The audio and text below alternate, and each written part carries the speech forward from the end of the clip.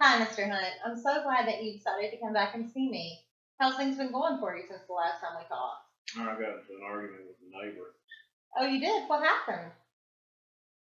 Apparently, my oldest boy, he threw a baseball, went through one of the neighbor's windows for the third time again.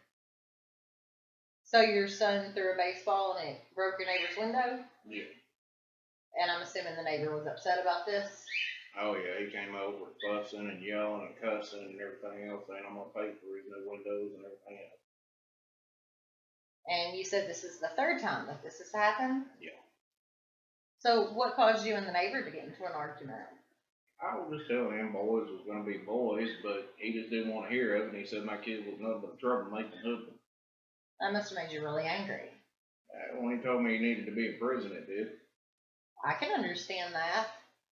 Um, so your neighbor was upset that the window got broke for the third time with your son throwing a baseball through it. And I'm kind of hearing from you that it's not really that big of a deal because boys are going to be boys. Is that right?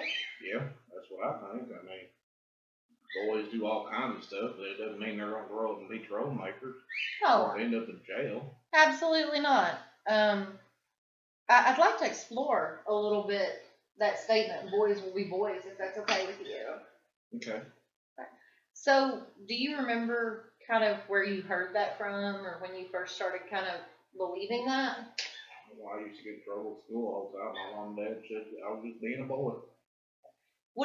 Tell me what that means to you, being a boy? Just being slightly bit of a troublemaker, chasing women, and nothing major, not like murdering people or anything, just accidents. Okay. That's what boys do. And you just kind of grew up with those small indiscretions of behavior. That was how they were explained, that boys just do that. Boys are boys. Yeah. Okay. Tell me, do you remember when you first started believing that? Can't remember actually when I did start believing it. It just kind of took off when it's been my thought process all my life. Just kind of the way your family was. Yeah. Okay, that makes sense. And clearly, that was okay when you were little. It was okay that you were just being a boy. So I'm sure Yeah. you're questioning why it's not okay that your son's just being a boy now. I mean, times have changed, but I ain't. Makes sense. What if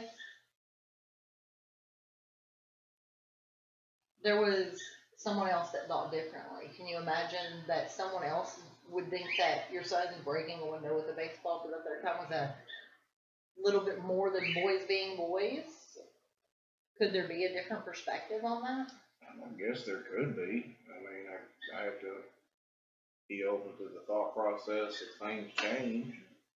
Maybe he's not as good as I think he is because he is my boy. I look at it different than the neighbor does. That's true. That's a really good insight. Maybe your belief of boys being boys, could it serve as a protective measure for you to not see the negative things your son does? Oh yeah, I love my boys. I'm real easy on them. So yeah, I can see how that plays a part in it.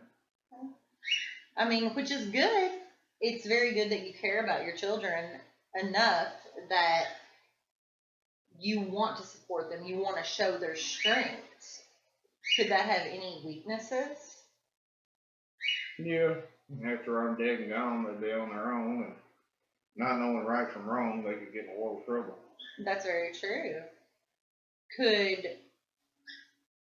the attitude of boys will be boys have any strengths or weaknesses for your kids?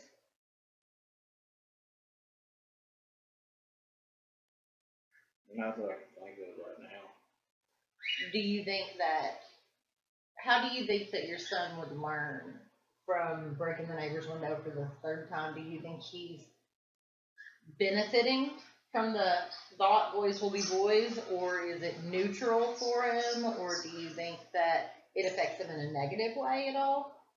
Yeah, I don't think he's learning from it. I mean, he just comes in and says, "Oh, I'm sorry," goes to his room, plays games. What do you think about that? I don't really care, to be honest with you, as long as he stays out of my hair. Okay. So